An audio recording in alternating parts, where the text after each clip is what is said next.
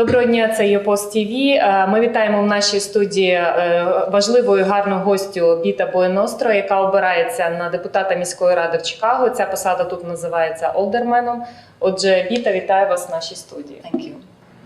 Bita, can you tell us about your background, about your personal story, and about your personal struggle as an immigrant in the first generation? Well, I was 8 years old when my father was executed in Iran, and my family was forced to leave as political refugees to Sweden. So I lived in Sweden until I was 19 years old. At the age of 19, I got a scholarship to come to Chicago to North Park University, which I went and finished my degree. When I got to Chicago, let me tell you, I didn't speak the language. I knew two phrases: I'm sorry and it's okay. And I had $30 in my pocket. But you know what? This country, this Chicago, gave me the opportunity to become who I am. And at 2004, where I become an American citizen, I said, you know, I'm gonna do my civic duty to be able to give back something to the city that loved me so much. So here I am, being lucky enough to speak to you and speak on behalf of our Chicago town. For that, people saying that you can be politically active in the, your children could be politically active on the second generation of immigration, the third, and you can be like, the real American citizen only when you're a child or grandchild of immigrants. But you set a new example. Maybe it's because it's a new time, and that you can be very active and, fully American citizen, being first generation immigrant. How it's happened? What is your recommendation for the people like you? Well, we have to always remember this country was built on people like us, the immigrants. This is what epitome of American dream is. To come here, have a dream, and work hard for it.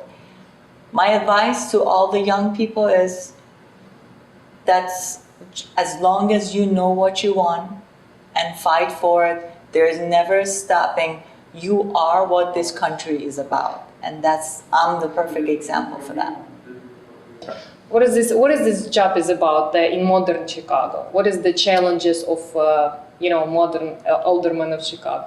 Well, there is a new challenge with this ward because this ward is geographically so diverse and socially diverse. So you have from the Ukrainian village to hustle and bustle of downtown. So the challenge that I have as your alderman will be making sure to listen to everybody and bring this neighborhood together. That's one of the challenges. My job is just to listen to every issue that every constituent has and try to act on it. For example, smaller scale, you have a pothole in front of your house. My job is to make sure that's fixed. So you don't get a flat tire every time you drive over it. In a bigger scale, we need to feel safe every time we leave our house. So my job is to make sure you have enough police officers on our streets so you as a citizen and our children feel safe. Another challenge that I'm going to have is support the local businesses. Our Ukrainian village, you know how when you walk out the Ukrainian village, you just see all the little cute and bakery, kasha. That's what makes the Ukrainian village. So my job is to support the local small businesses to bring the community together. That's one of the challenges I have. So you just raised a couple of questions I was about to ask you.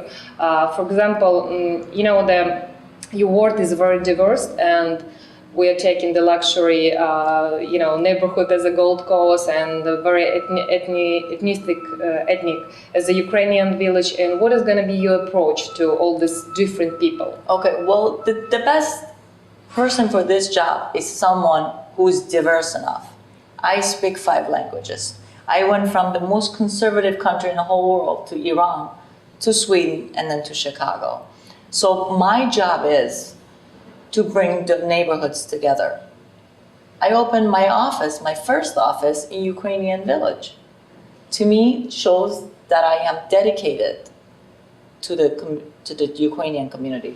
And I also have worked for 19 years in Gold Coast.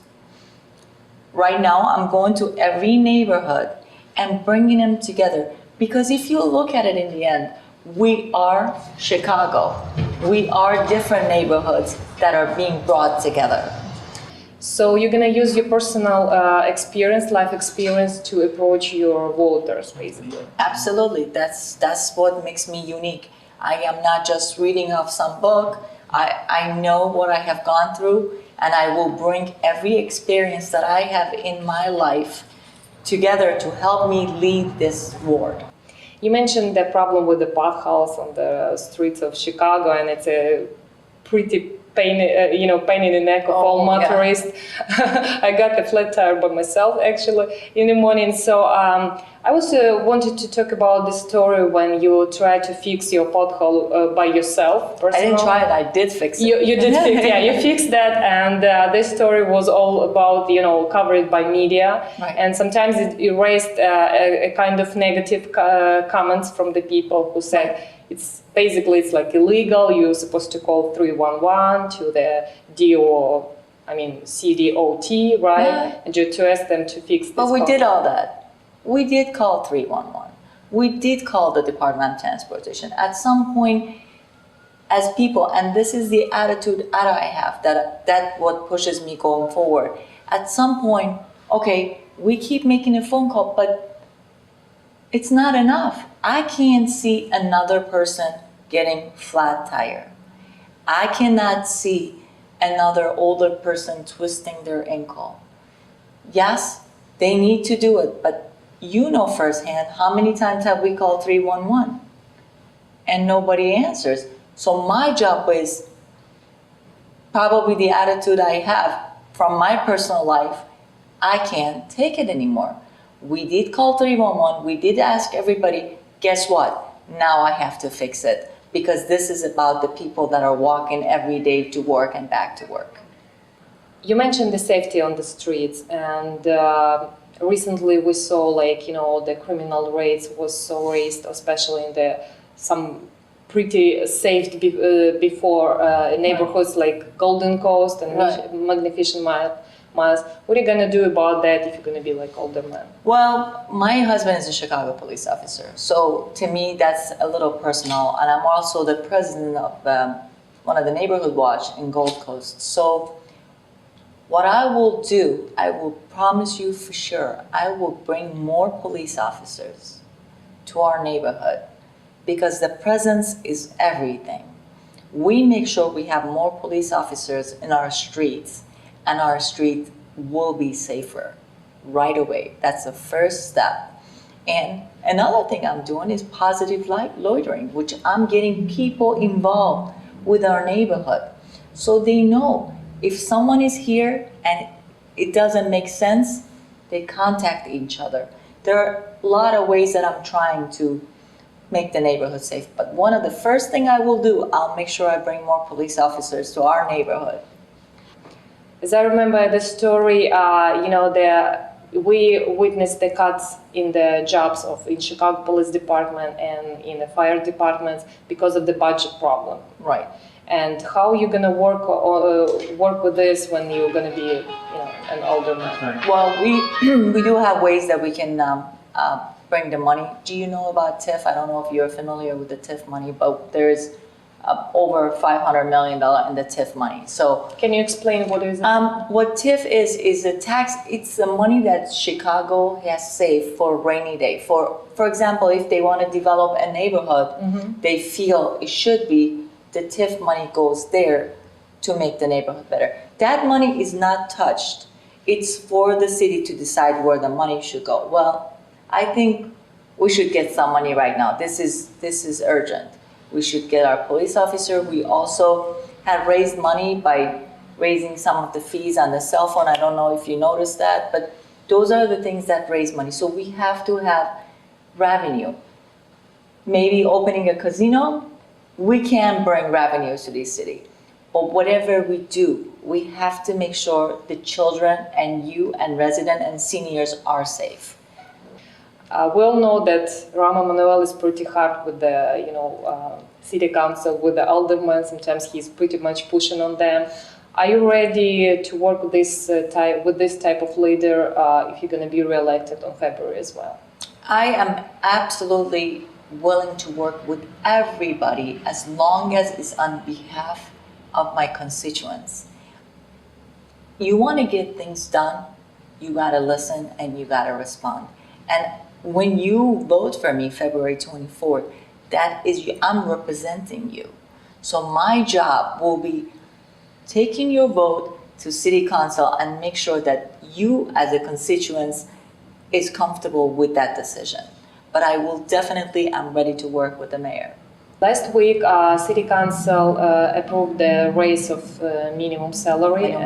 Minimum wage, right. And what do you think, what do you presume how it's going to reflect on, on the creating new jobs, on development of the business? You see, this is great because I can give you two sides of the story. I am the executive in a restaurant corporation right now that manages 3 successful restaurants. I'm also proud to tell you that I have not once paid my staff minimum wage. I always paid them above minimum wage because I do believe living in Chicago, it's not easy. Yeah. It's not easy. To live on minimum wage and being an immigrant, I understand that. It's like a survival. You have to survive. So being a restaurant executive, I know the challenges it is with budget, but also understand how can you take care of 4 children with a minimum wage?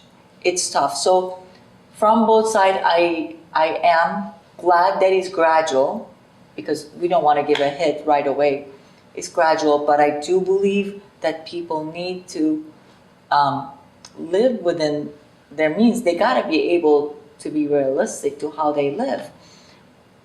And $13, I think, is the accurate way to do, but I'm glad actually it happened, and I think that was a good decision. But as long as it's gradual, and as I said once again, I'm proud to say that I have never once paid anybody minimum wage. I always pay them above that. So you're already totally. I'm already above that. Yes. And my last question is about what you want to say to your Ukrainian voters who could come, to the election. I'm officially in love with Ukrainian village. I really am. When people are so peaceful, so gracious, and I just think they're the greatest people. I'll be honored and humbled to have their vote on February 24th. My commitment to the neighborhood, I already opened my office in Ukrainian Village, shows that I'm very committed.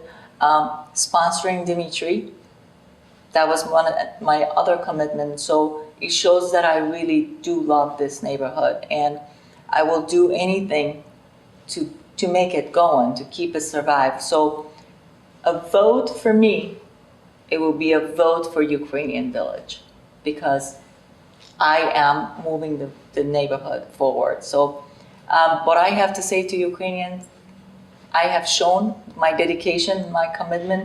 On February 24th, you vote for Bida, you vote for Ukrainian Village. Thank you, Bida, so much. І я закликаю всіх українців, які мають американське громадянство, проживають в Чикаго, не будьте пасивними, приходьте 24 лютого на виборчі дільниці і голосуйте, тому що ми повинні так само брати участь у політичному житті Чикаго.